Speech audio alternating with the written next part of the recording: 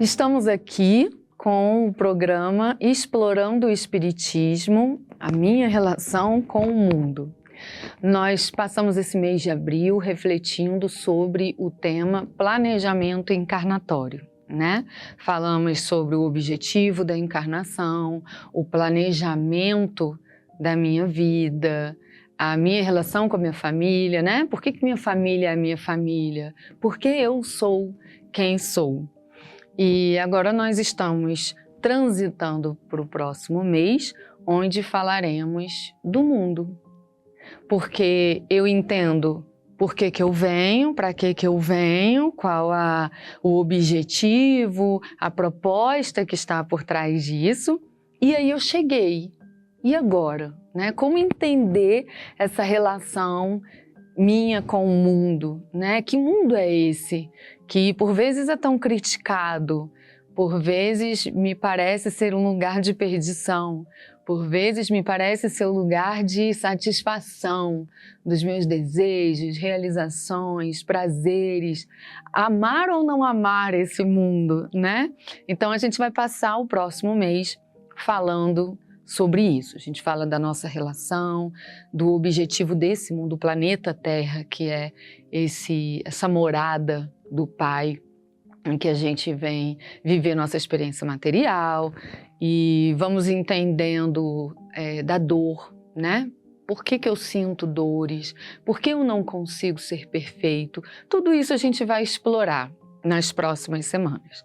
Mas hoje nós vamos refletir um pouco sobre o entendimento, né, e a relação da proposta da encarnação, que nós discutimos nas últimas semanas pelo planejamento encarnatório, e da proposta do mundo, que nós vamos discutir, então, nas próximas semanas, tá certo? Isso por quê? Porque quando a gente passa pelo entendimento do objetivo da encarnação, ok, então a gente entende que a encarnação vem me propor uma educação, né? Eu vivencio uma estrada com um processo educativo. E aí, então, a partir dessa estrada que eu vivencio a minha educação, meu desenvolvimento intelectual, meu desenvolvimento moral, é que eu alcanço a evolução para chegar ao meu destino, que é viver no amor. Viver o amor. É ser o amor em ação, né? Esse é o nosso destino. E Jesus veio e nos apresentou como é isso, como é ser o amor. E ele exemplificou, né? Ele discursou e demonstrou nas ações. Então esse é o nosso futuro. Mas como estávamos falando nas semanas anteriores sobre o planejamento encarnatório, nós entendemos então que a partir do objetivo de me desenvolver é arquitetado todo um contexto, todo um cenário para eu ser inserido e ter experiências com a matéria, ter experiências com outras personalidades, outros espíritos que estarão encarnados, e a partir dessas experiências com a matéria e com outras personalidades, eu vou então despertando a inteligência e o entendimento da lei da vida, a lei divina. Né? E aí nós falamos sobre a nossa relação com a família, porque a minha família é a minha família. Entendemos que não há o destino traçado, porque nós temos livre-arbítrio, então a partir do momento que eu tenho o direito de escolher, eu posso mudar o meu futuro, eu posso mudar o amanhã, né? Mas a espiritualidade arquiteta o contexto que eu vou ser inserido que vai me favorecer. E aí, quando a gente vai entendendo a relação com a família, a gente entende que Deus escolheu, então, pelos seus operários, né, pelos seus trabalhadores amadurecidos moralmente, escolheu, então, quais espíritos iriam nos receber na família.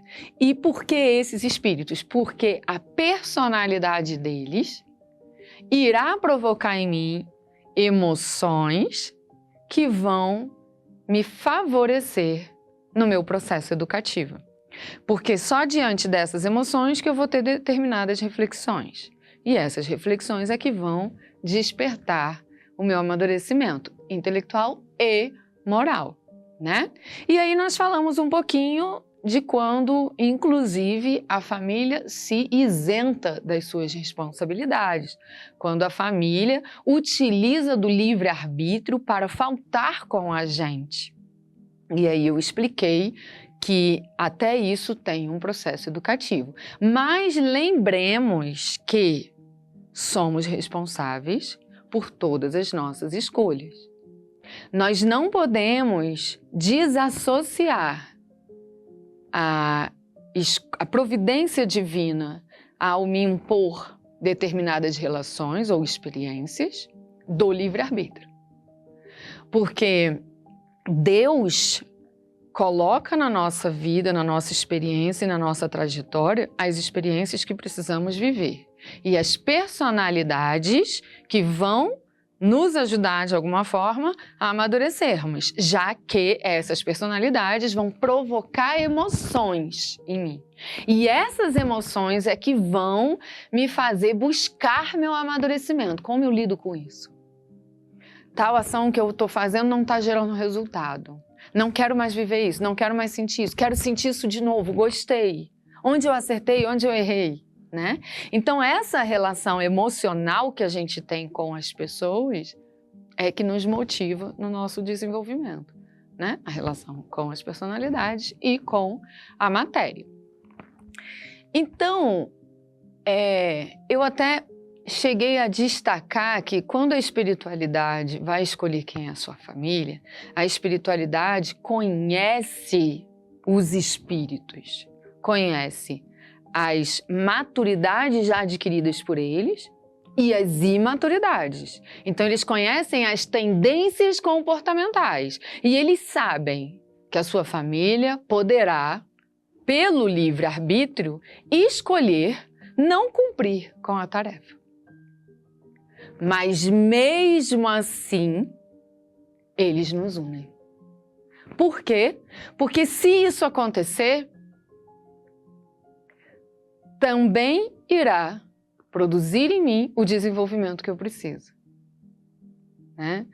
Eu preciso ter determinada experiência. Pode ser que essa experiência venha da minha relação com a família, ou pode ser que essa minha experiência venha com a minha relação no trabalho, na sociedade, né? Nos relacionamentos amorosos.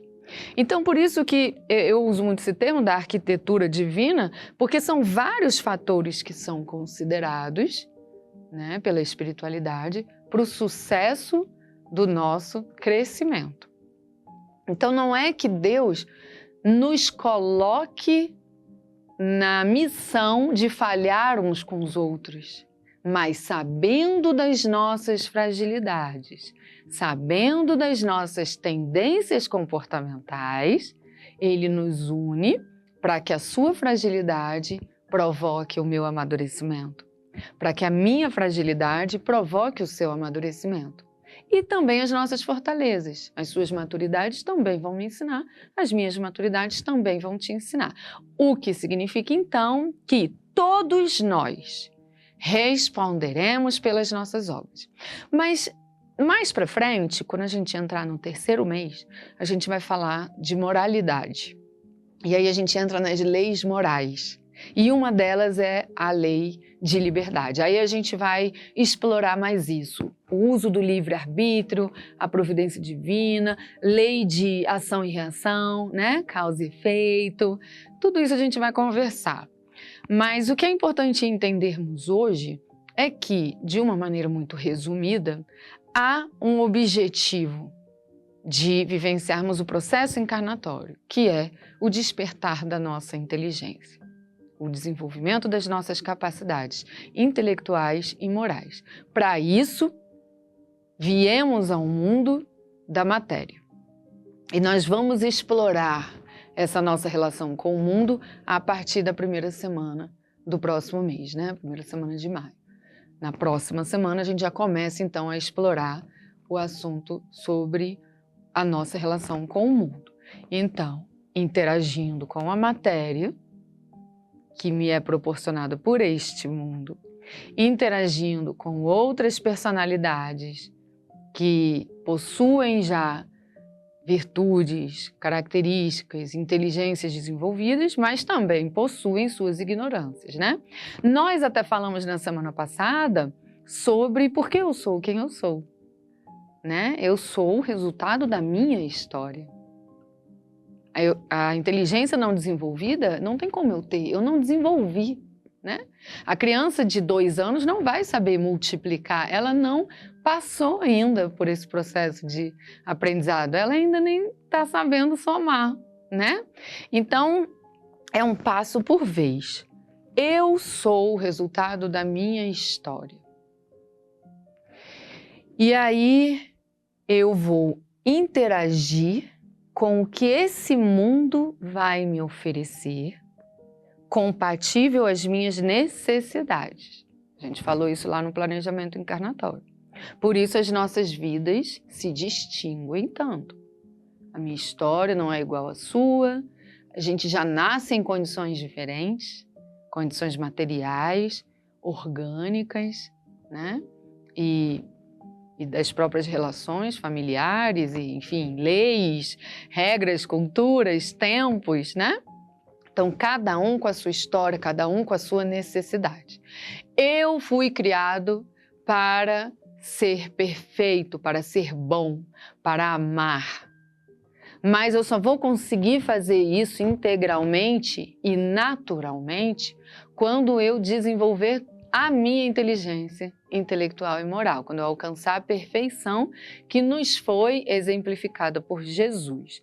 Para isso, eu vivencio ciclos de encarnação. Cada ciclo de encarnação, eu vivo contextos diferentes e me relaciono com pessoas diferentes. Ou volto a me relacionar com os mesmos espíritos que se relacionaram comigo na vida passada. Por que não? Se esse encontro, se essa integração de personalidades vai nos provocar crescimento, por que não? A verdade é que nenhum de nós vivemos o que não merecemos.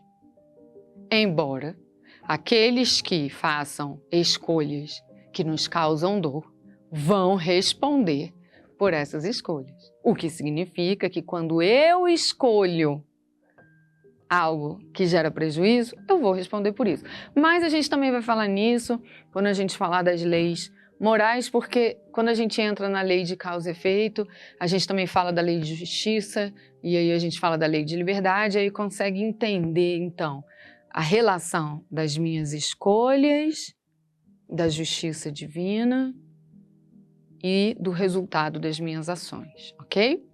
Mas antes de chegar lá, é importante que a gente então tenha assimilado o entendimento do planejamento da minha vinda e da minha relação com o mundo, que é o que nós vamos conversar nas próximas semanas, certo? Então, de uma maneira resumida, a encarnação é um processo que nos faz crescer. Para vivenciarmos esse processo de uma forma assertiva, nós não somos jogados à sorte. Há uma arquitetura divina. A espiritualidade maior que nos ama, planeja e utiliza dos recursos que esse mundo me oferece e das possibilidades de relações com outros espíritos para que eu consiga ter a minha inteligência provocada. Quando eu venho tendo contato com todo esse planejamento. A minha aparência física, a minha saúde, as minhas oportunidades, as faltas de oportunidades, as pessoas que fazem parte da minha trajetória, né? Então eu venho e tenho todos esses instrumentos que a espiritualidade colocou à minha disposição para que eu cresça. E aí eu começo a entender a riqueza e a importância de todo o contexto que essa vida me inseriu. A proposta para esse entendimento é para que a gente comece a tentar exercitar uma mudança de conduta, onde, ao invés de eu me colocar no lugar de vítima, eu me colocar no lugar de aprendiz. Seria incoerente eu estar na escola e reclamar da professora me dar atividades, exercícios e matéria nova. Ora, você está na escola para isso. A professora vai fazer isso porque ela também está na escola para fazer isso. Então, comecemos a repensar na lente que a gente usa diante de tudo isso que Deus arquitetou para que vivenciemos. Quer atenção maior que essa, né? A espiritualidade se dedicou para que você cresça. Então, muito cuidado ao olhar para a sua vida e achar que ela é ruim. Ela te faz lutar, ela te gera cansaço, ela te gera frustração. Mas tudo isso são meios que a vida te utiliza, né? São meios que a vida utiliza para que você desabroche, para que você cresça. E se você for lembrar de como você era há 10 anos atrás, você vai lembrar de situações que você viveu, que foram extremamente perturbadoras para você. E que hoje, quando acontecem de novo, você lida bem. Graças ao seu despertar, a sua evolução já concretizada até aqui. Então valorize a sua vida. Valorize a si. Respeite a sua história. E respeite todo esse contexto que Deus te colocou. Porque não importa o que esse contexto é comparado a outras vidas. O que importa é que o que você está vivendo lhe é necessário para o seu aprendizado. Quando você se coloca no lugar de vítima, o que você faz? Se encolhe e chora. Mas quando você se coloca no lugar de aprendiz, o que você faz? Você vai estudar. Você vai buscar recursos para entender o que está acontecendo, para encontrar a solução, para sair desse quadro. Porque essa é a proposta. É o despertar.